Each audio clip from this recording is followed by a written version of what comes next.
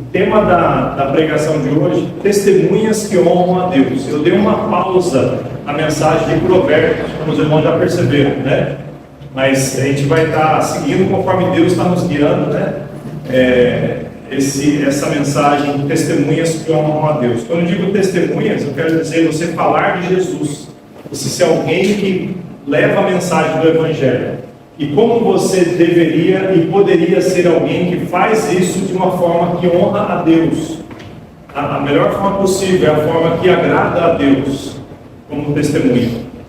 E eu queria que você abrisse em Atos 1:8. Atos 1:8.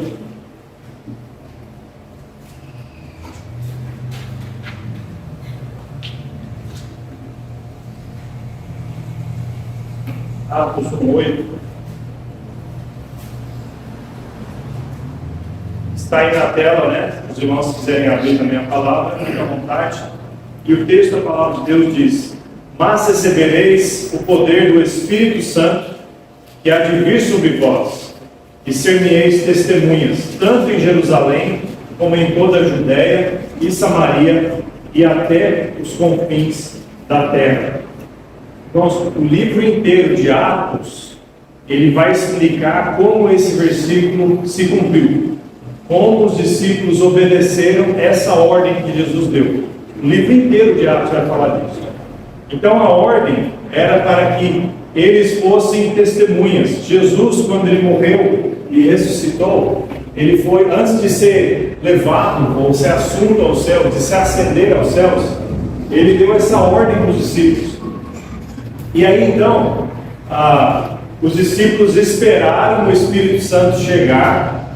E o Espírito Santo, no capítulo 2, dirige ou se apodera eles e capacita-os a fazer exatamente isso aqui. Eles serem testemunhas de Jesus Cristo.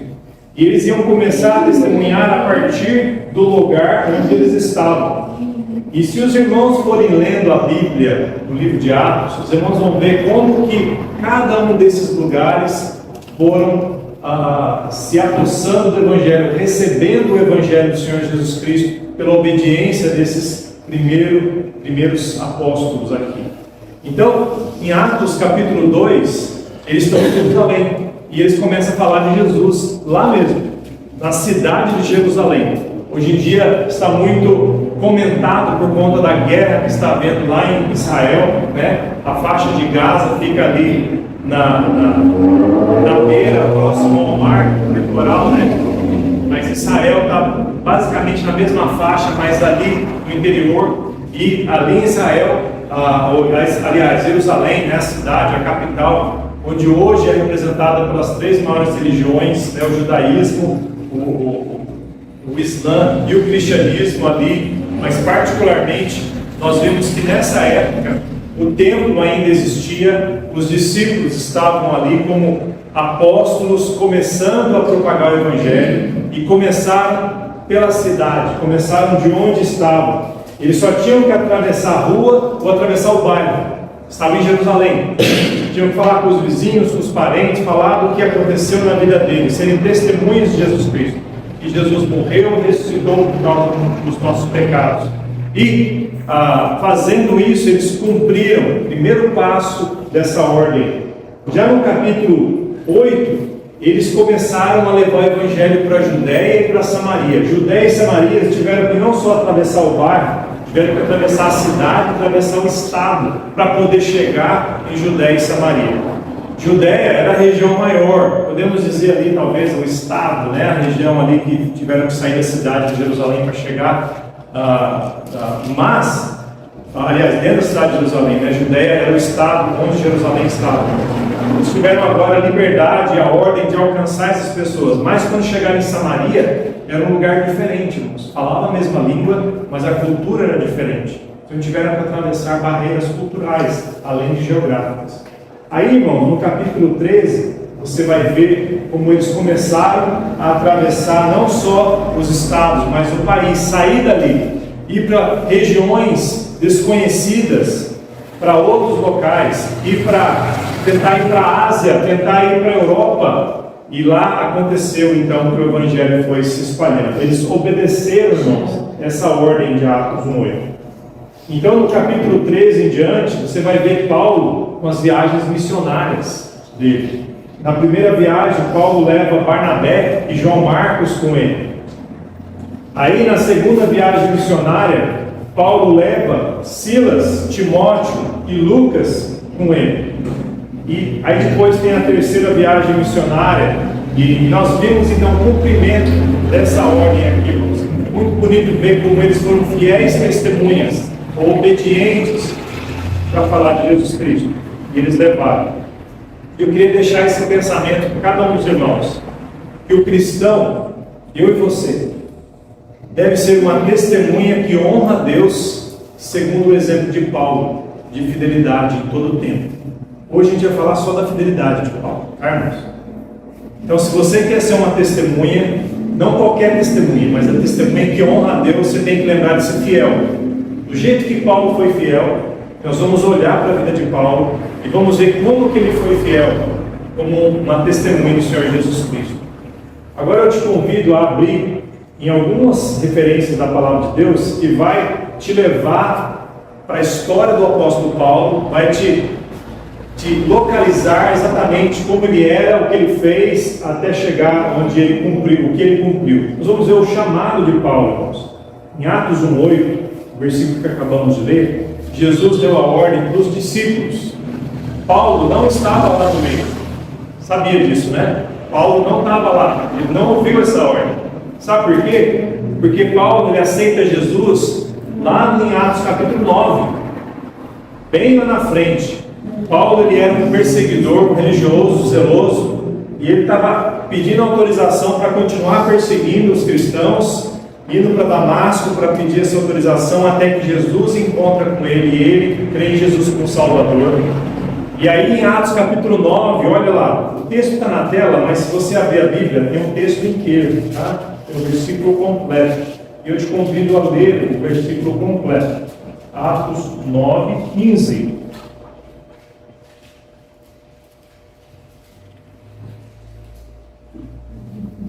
Aqui, Deus está falando com um homem chamado Ananias, que estava lá aguardando Paulo chegar. Ananias nem conhecia Paulo, e aí Deus está falando quem que é Paulo que ele deveria receber, tá? Porque Paulo estava cego temporariamente, e Ananias seria o veículo que Deus usaria para curá-lo, seria a porta de entrada para acessar, né, os discípulos ali. Então, o versículo 15, Atos 9:15 diz: Disse-lhe, porém, o Senhor: Vai, porque este é para mim um vaso escolhido para levar o meu nome diante dos gentios e dos reis e dos filhos de Israel. Interessante ver como Deus se refere ao apóstolo Paulo. Deus falou para Ananias: faça isso, você vai curar esse homem. Por quê? Ele é um vaso escolhido. Eu escolhi esse homem. Para quê?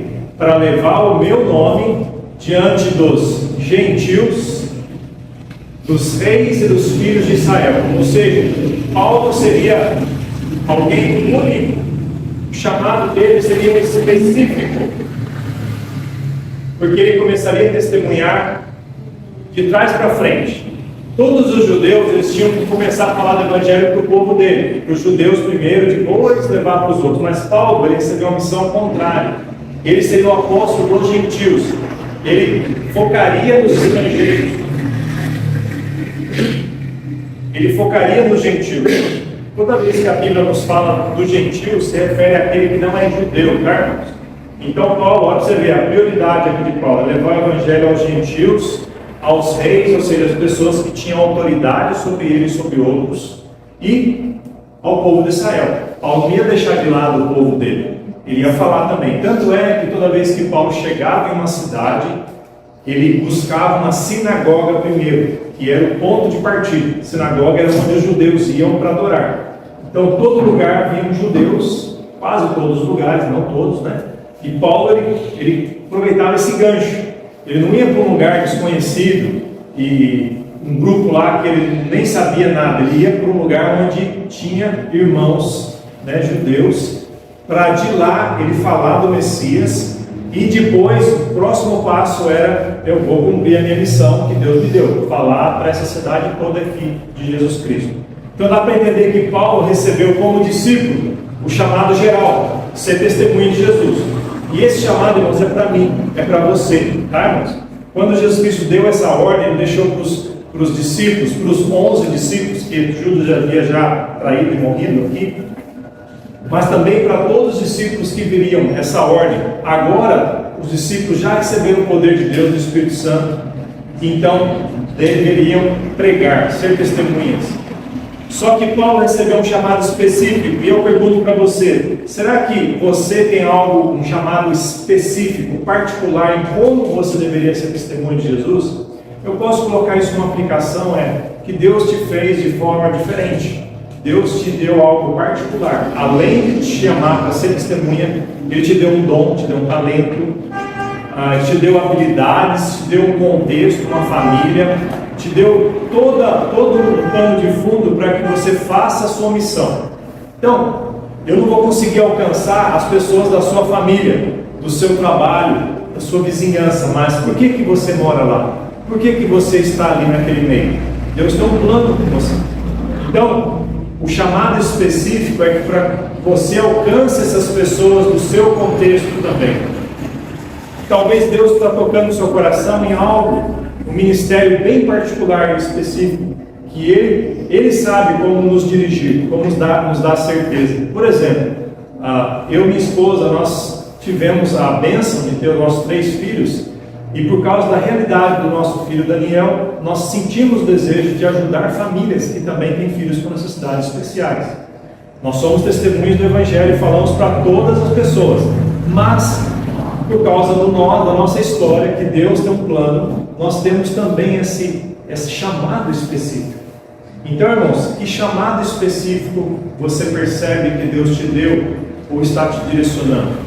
Você não tem que ter, mas você pode ter. Se Deus está te dirigindo a algo específico, seja fiel. Paulo era uma testemunha fiel, um chamado específico. Mas Paulo enfrentava desafios, irmãos. E eu digo aqui para os irmãos: desafios virão quando você se levanta para obedecer a Deus, para seguir aos passos de Jesus Cristo. Falei com a Berenice agora antes do culto, e foi ela encabeçar o bazar, aí já houveram obstáculos, né, irmão? A irmã Berenice, né? Se a irmã fosse para escolher: olha, pastor, eu tenho um problema A, B e C, eu queria que acontecesse talvez depois do bazar, ou bem antes, né? Mas mesmo um dia antes, a irmã, Deus preparou para ela, para que ela pudesse focar nisso e depender dele, né, irmãos? Porque o problema faz isso com a gente, ele nos faz olhar e depender de Deus, porque na nossa força, irmãos, a gente não consegue. Se tudo está perfeito, se todo mundo está saudável, se está tudo maravilha, a gente tem a tendência de não lembrar de agradecer a Deus, de buscar a Deus. A gente confia no nosso tato, né, como podemos dizer. Mas quando você fala: Senhor, não consigo, Senhor, está demais, Senhor, está difícil, aí nós podemos lembrar de que sem mim nada podeis fazer. É o que Jesus disse em João 15:5, né? Nós pregamos disso terça-feira. Agora olha para Paulo, irmãos. Paulo lhe dá um resumo da vida dele. Se você ouve um cristão falar que crente não sofre, ou que crente passa por bonança na vida só, você esqueceu do que Paulo passou. Olha o que diz 2 Coríntios 11, 23 a 27. O tamanho da letra está bom para quem está no fundo aí? Tá bom? Então lá. Paulo está falando aqui: são ministros de Cristo? Falo como fora de mim. Eu ainda mais. Quando Paulo fala como fora de mim, ele está falando: eu estou dando a minha opinião aqui, viu? Ou seja, eu estou falando a minha realidade. Eu ainda mais. Em trabalhos, muito mais. Paulo está se comparando aos outros cristãos ou obreiros. Então ele fala: você está falando de lutas? Então vamos fazer uma lista aí. Vamos parar aqui. Vamos pensar bem. Se eles são ministros, eu ainda mais. Para você ver. Em trabalhos, muito mais. Ou seja, Paulo trabalhava muito mais do que os outros, se fosse contabilizar. Em açoites, mais do que eles. Porque você vê falar de um cristão aqui e ali que foi açoitado, mas Paulo era direto. Em prisões, muito mais. Paulo foi preso muitas vezes, tanto é que as epístolas que temos aqui, muitas são epístolas da prisão. Em períodos de morte, Muitas vezes, irmão, recebi dos judeus 5 quarentenas de açoites, menos um, que era o limite legal, né? 3 vezes fui açoitado com vara, não era só chicote, era vara. Uma vez fui apedrejado, 3 vezes sofri naufrágio. Uma noite e um dia passei no abismo. Em viagens, muitas vezes, em perigos de rios, em perigos de salteadores, em perigos dos da minha nação, em perigos dos gentios, em perigos na cidade, em perigos no deserto, em perigos no mar, em perigos entre os falsos irmãos, em trabalhos e fadiga, em vigílias, muitas vezes, em fome e sede, em jejum, muitas vezes, em frio e nudez. Irmãos, eu coloquei em vermelho só para destacar que Paulo não esconde os problemas que ele passou, irmãos. E esses são problemas externos, são coisas que acontecem, que afligem a nossa alma, o nosso corpo, né? Mas Paulo também tinha problemas internos. Versículo 28, além dessas coisas exteriores, me oprime cada dia o cuidado de todas as igrejas. Paulo, como plantador de igreja, ele se preocupava, irmãos, com as ovelhas. Então, imagina o Paulo de noite, ele acordava, lembrava de tal irmão, e orava. Às vezes até mandava uma mensagem no WhatsApp. Não, aí nem tanto, não tinha WhatsApp na época, né? Mas o que Paulo fazia, irmãos? Ele ficava preocupado, irmãos. Olha aqui, me oprime. Ah, mas cristão não pode ficar oprimido. Irmãos, Paulo fala que ele ficava oprimido, irmãos, com cuidado, com as preocupações, com as lutas que os irmãos passavam, talvez com as lutas que os irmãos causavam também. Mas Paulo estava preocupado com as igrejas. Por quê, irmãos? Porque estava no coração dele, estava na veia dele. Paulo se deu para a obra de Deus, né? Ele falou, para mim o viver é Cristo, morrer é lucro. Então, para alguém como esse, para alguém tão focado, para alguém tão dedicado, irmãos, os problemas dos outros se tornam os problemas dele. Então imagina Paulo, irmãos, sofrendo tudo o que ele sofreu, mas por dentro aquela dor. Dá para a gente respeitar Paulo um pouquinho mais agora? Um pouquinho mais. Eu sei que os irmãos já sabiam que Paulo era assim, né? Mas, irmãos, além de ter desafios que Paulo teve, ele sempre foi uma testemunha fiel do Senhor Jesus Cristo. Paulo aprendeu, com tudo isso, a passar pelos desafios e a depender de Deus, passar pelas lutas dependendo de Deus. Ele aprendeu a ver os problemas de uma forma diferente, com uma perspectiva eterna. Olha o que diz nesse texto, 2 Coríntios 4, 16 a 18. Por isso, não desfalecemos, mas ainda que o nosso homem exterior se corrompa, o interior, contudo, se renova de dia em dia. Dá para perceber, irmãos? Paulo falou, olha, mesmo que a minha carne sofre, se desgasta, fica doente, fica machucada, calejada, cicatrizada, o nosso homem interior melhora, né? Se renova de dia a dia, a gente fica mais trabalhado por Deus, irmãos, quando os problemas vêm, quando você está servindo a Deus. O seu caráter é forjado por Deus. Então você passa por uma escola de treinamento que nenhuma escola militar, nenhuma entidade nessa terra pode te preparar mais do que Deus pode te preparar. Quando você quer ser uma testemunha fiel, que honra a Deus.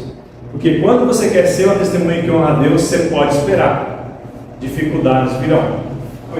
O sofrimento pode produzir em você duas coisas. Ou você se torna aquele cristão carrancudo que reclama de tudo porque está difícil, então vou largar a mão. Estava melhor sem Cristo, porque com Cristo está difícil. Ou você torna alguém que agora sim eu estou com Cristo, que me dá força para vencer. Antes eu não tinha.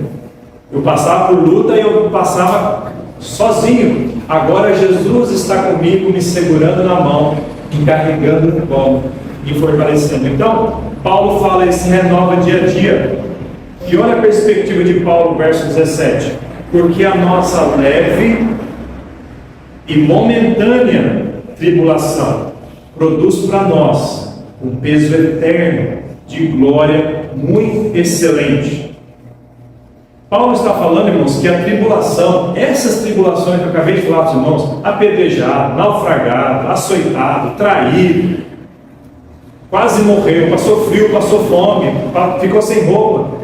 Essa tribulação Paulo chamou do quê? Leve e momentânea.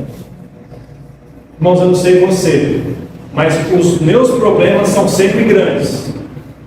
Os seus eu não sei, mas quando eu sofro é grande demais. Nós temos a tendência de que se a gente sofre é maior do que o sofrimento dos outros.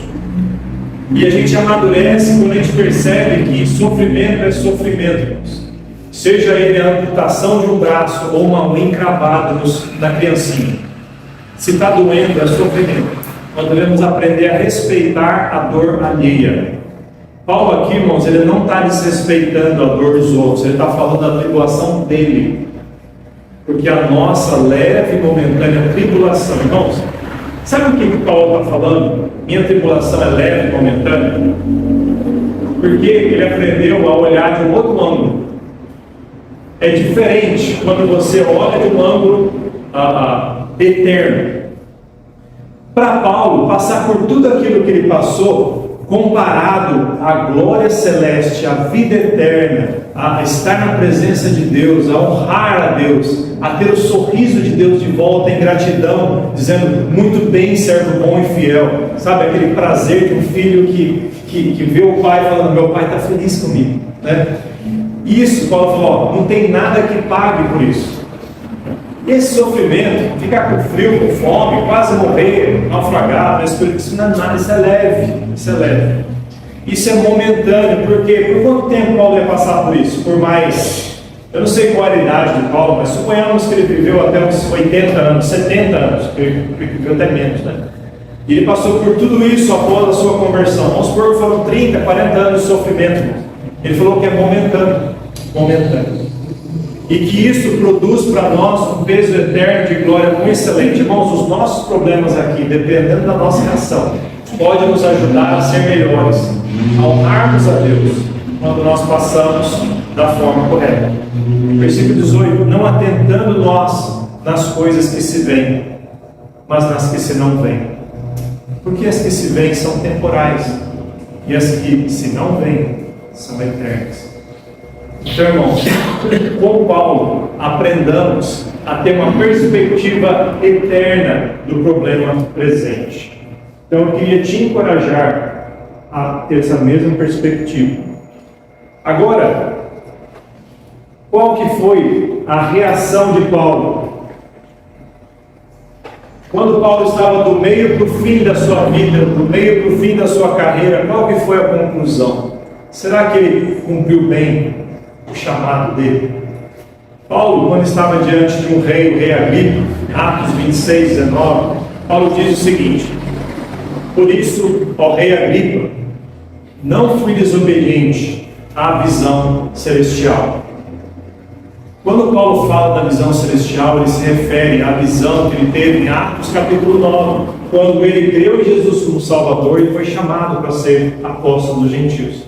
E aqui, diante de um rei, lá no final da vida, ele falou: olha, ó rei Agripa, eu não fui desobediente à visão celestial. Paulo não mente, não está mentindo, tá? Não, eu não fui desobediente. Eu estou fazendo tudo o que eu estou fazendo, e eu estou aqui, inclusive, diante de autoridades. Eu fui preso, eu fui maltratado justamente porque eu fui obediente.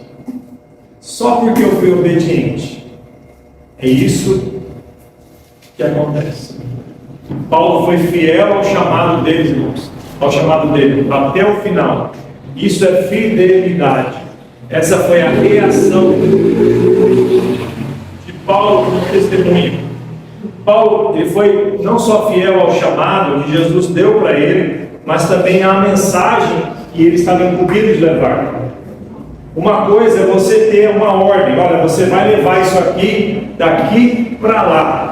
Então Paulo, ele cumpriu esse chamado, só que ele levou aquilo intacto, da maneira como ele recebeu. Paulo levou, e é isso que ele diz em 1 Coríntios 15, 3 e 4, porque primeiramente vos entreguei o que também recebi. Então Paulo, ele entregou o Evangelho da mesma forma que ele recebeu. Ele não mudou nada, ele não acrescentou, não tirou.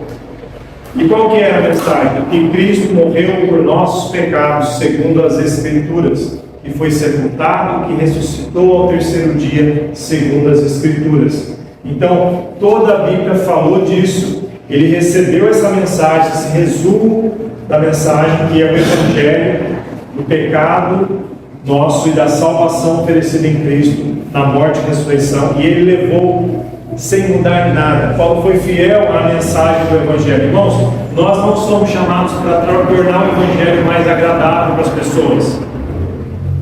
Você pode ir em igrejas por aí que, para atrair multidões, eles vão pegar um copo de água, da água cristalina do Evangelho, e pode colocar um gás, colocar uma corzinha, colocar um saborzinho para tornar atraente. E como você faz isso? Tem várias metodologias para fazer, né? Mas se eu não fizer colocar uma música assim, se eu não fizer uma atividade assado, se eu não abrir mão disso, daquilo, as pessoas não vêm. Como se Deus precisasse da nossa ajuda para salvar almas. Nós precisamos ser fiéis, irmãos, ao chamado: ide, pregar o Evangelho a toda criatura. Paulo, ele levou a mesma mensagem do começo ao fim da sua vida. E o poder de Deus, irmãos, foi o que aconteceu: salvação de vidas, transformação, discípulos verdadeiros. Irmãos, eu quero, e eu sei que você quer, ser fiel a Deus no chamado como testemunho de Cristo. Não tente nunca acrescentar nada ao Evangelho, ou tirar nada do Evangelho para tornar menos ofensivo, porque o Evangelho, ele é o que é o poder de Deus para a salvação do que crê. Agora, finalizando essa mensagem de hoje, lembra o que nós falamos? Paulo, ele era perseguidor, agora ele é perseguido.